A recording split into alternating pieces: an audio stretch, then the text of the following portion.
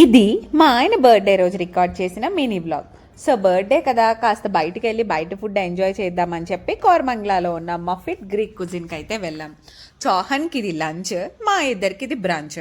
ఎందుకంటే మేము వర్కౌట్స్ చేస్తున్నాం, డైట్లో ఉన్నాం కాబట్టి ఏమైనా బయట తినాలి అనుకుంటే ఏదో ఒక మీల్ని సాక్రిఫైస్ చేస్తాం.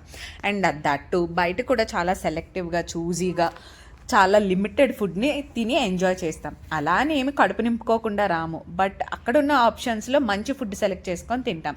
సో మా బ్రంచ్లో ఫస్ట్ మేము ఆర్డర్ ఇచ్చుకునేది చికెన్ సూప్. సూప్ అంటే నాకు ప్రాణం మాట. సో ఇది చూడగానే ఫస్ట్ సూప్ అడిగితే మజ్జిగ తెచ్చాడేంటి అనుకున్నా, బట్ టేస్ట్ ఉంది గురువు గారు, అద్భుత అనొచ్చు. చౌహాన్కి చాలా ఇయర్స్ తర్వాత ఫ్రెంచ్ ఫ్రైస్ కూడా ఇచ్చాము, వాడు దాన్ని ఎంజాయ్ చేస్తున్నాడు. ఈలోపు మా సెకండ్ డిష్ వచ్చేసింది. ఇది కీమా ప్లస్ పిటా బెడ్ మాట. ఇది కూడా చాలా బాగుంది. మనలాగా ఉప్పు కారాలు దట్టించి వండరు, కొంచెం మైల్డ్ టేస్ట్ ఉండి చాలా బాగుంది మాట. సో అండ్ ద థర్డ్ వచ్చేసి చికెన్ కబాబ్. అండ్ అలాగే ఫోర్త్ వన్ ఇది కొంచెం జంక్లోకే వెళ్తుంది, క్రిస్ప్ ఫ్రై విత్ కర్రీ మాట. ఈ రెండు కలిపి వండొచ్చు కదా, డిఫరెంట్గా ఎందుకు వండారా అనుకున్నాను. తింటున్నప్పుడు నా ఎక్స్ప్రెషన్స్ చూసి రెస్టారెంట్ వాళ్ళు కూడా కంగారు పడి నా దగ్గరికి వచ్చి ఈజ్ ఎవ్రీథింగ్ ఫైన్ అని అడిగారు. ఫైన్ అని చెప్పా. తింటున్నాను కానీ చిన్న కంగారు, టేస్ట్ ఎలా ఉంటుందా అని.